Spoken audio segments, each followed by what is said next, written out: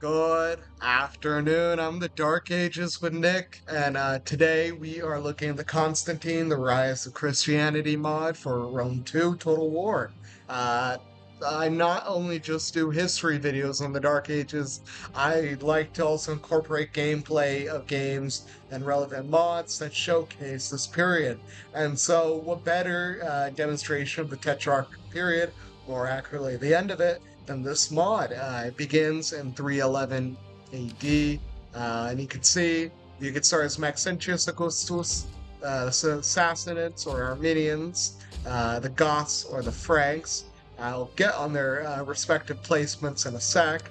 Licinius Augustus, Maximus Dea Augustus, then the man himself, Constantine Augustus, then the Picts in over here in Caledonia, the Garmantians in Phasania, the Kinda tribe in Arabia, and then the Huns or the progenitors of Huns all the way here in Scythia. But we're going to jump in as Maxentius Augustus and we'll get a little bit of a rundown.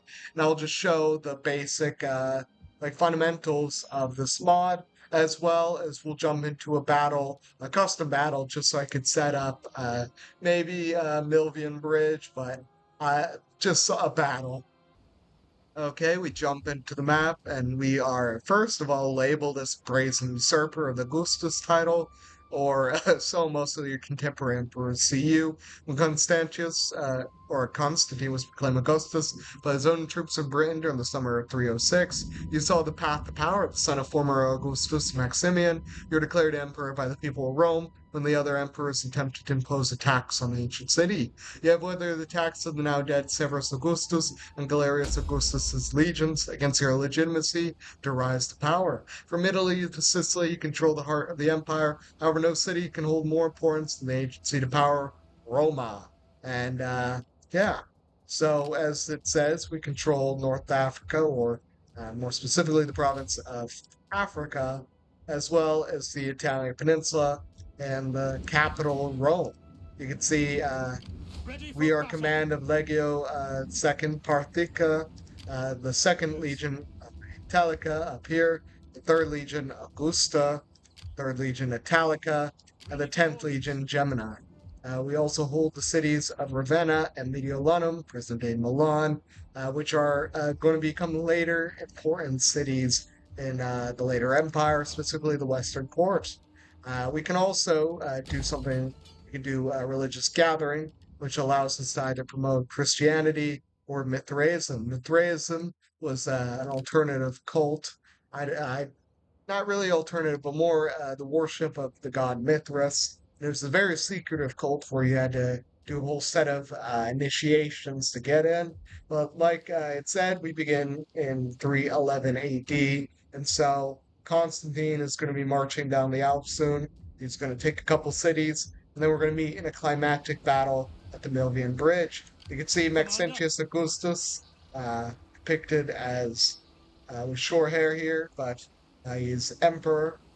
We also have Equites Promoti, or the chaos of the third century crisis demanded more mobile contingents to serve the emperors, leading to the preeminent role of cavalry vacillations produced from frontier legions. We then also have cohorts Palatina, which are service in the comfort of the Roman capital. Palatina coming from the Palatine Hill in Rome. Uh, with the Empire's courtly intrigue, erroneously tarnishes the expert military skill of these guardsmen. And then we have a cohorus Aquila, which is the standard bearer of the legion. And then Legios Militates, which are swordsmen or legionary swordsmen of the yet to be formed Comitatenses. Then we also have some Legio Hastati, which are legionary spearmen, more like hastily formed formations. And then Auxilium Milites, auxiliary swordsmen, so barbarian Foederati, they're just standard or more so just line hold like backup reserve units. And then we have Lanciari, which are an elite light infantry skirmishing corps. Then we have some Maori recruits, which are from Africa, and they earned a point of distinction in the empire. In fact, Constantine at the Battle of Milvian Bridge had some Maori cavalry auxiliaries were very crucial to the battle. But speaking of the battle, not exactly the Battle of the Milvian Bridge, let's jump in as a battle. I'm going to set up one in the custom battle screen, and we'll jump into it. Okay, jumping onto this random map I chose. I think the name it chose is Eldion or something. It was just a random location. Let's look at our units. Starting with the general himself, the Equites Domisti. You can see their shields. Still, again, we were playing as Maxentius's faction, so no hydros on any of their equipment. But you can see a Draco right here, which is a Roman cavalry sigil borrowed from the Sarmatians, and it again in the fourth century became a big symbol of Roman cavalry. Now let's also go to our Foederati, who we brought along. You can see they're lightly armored with varying degrees of quality of equipment, with some riding in with just shirts, while others getting mail halberds. Then let's also look at our Equites Promote.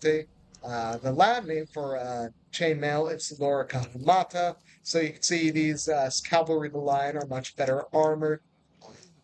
We have some Foderati over here, but uh, you can also then see the Draco. And something also to point out is the Roman Ridge helmet, which you'll see across all of our troops, because by the fourth century and by the late third century, the Ridge helmet has gained popularity due to its ease to manufacture and also its better quality. But you can see, let's get to our now Cores Palatina. They're wearing Lorica Squamata, which is scaled armor. You can see, I think iron and then bronze. But these Palatina are some of our best units. They're very, very expensive. But now let's check out our Legios Milites, or just legionary swordsmen. Again, equipped in either Lorica Squamata or Lorica Hamata. By this point, the more stereotypical segmented Roman armor, quite literally Lorica Segmentata, had fallen out of favor and was frankly too expensive in manufacture and was replaced. That's also implying Lorca Mata has been a or was a very popular armament since the early Republic. It did its job well and it was cheap. But let's also now check out our Auxilium Milites, more auxiliary swordsmen. Still either a mix-up of Lorca Squamata, Hamata, or tunics, just given on what these men could afford. Um, if I had the Notitia Dignitatum open right now, I could probably tell you what these mean, even though the Notitia Dignitatum is late fourth century, early fifth century army guide, but some of the military commands must have been established this early, or at least possibly. But we also then have Sagittari Folderati, so Germanic archers that we've recruited to fulfill the auxiliary role of being a Sagittari or bowman. Let's also then look at our Equites Sagittari, or Eastern Horse Archers. Later in the Empire, or the Western Empire, the Taifali Sarmatian group would be settled in modern day France, and that's where the West would draw a lot of their Sagittari horsemen from, or again in Latin, Equites Sagittari. So let's start the battle and see what Constantine, or at least one of his generals, because I don't think either of the emperors is going to be present. It's just a minor little squabble with some pretty good units on both sides. But let's see. Yeah, they're going a wide line to counter us. I don't know if I'm the defender or the attacker, probably the attacker given this, but let's see their formations. You can see they have some Legio Comitatus Milites, so after Constantine's military reforms into the Comitatenses, the elite field armies. So these guys are quite later units than the guys we're fielding. Let's see if we can find anyone with a Hydro on their shield. He's also, well, more so I put their units as they brought around along some Frankish Foederati, surface light infantry. And let's see. I'm looking for a hero besides the one on their flag, of course. But then we also have their cohorts Aquila, who bear the standard and legion. As you can see, SPQR, which even in the dominate, which is the authoritarian later empire, still was a very popular rallying cry. Well, not rallying cry, more like a thing they brought along, you know. But there we go, there we go. You can see Hydro right here, and then another Roman symbol on their shield. And that's cool to see. And in the interest of not having this file be like 20 gigabytes, I'm going to stop this video right here. Let me know if you do want to see some battles I could set up. I could try to recreate the Milvian Bridge, maybe. But with that, I'm the Dark Ages with Nick. I'll see you guys next time.